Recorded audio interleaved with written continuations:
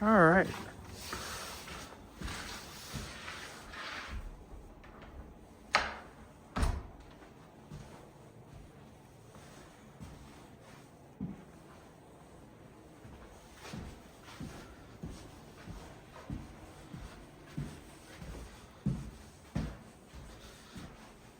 Bedroom, closet, dining room, kitchen, cabinets, fireplace, living room,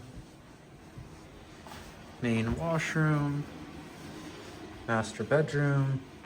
There's no lights in this one yet, so the fixtures aren't installed. Master closet, master washroom.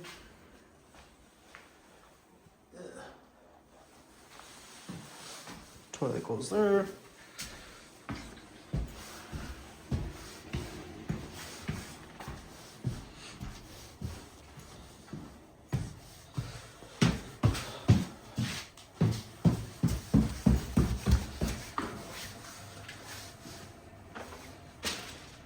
Basement, laundry, basement bar, wet bar, basement rec room, utility room, washroom here, bedrooms with carpets, another bedroom over here with carpets.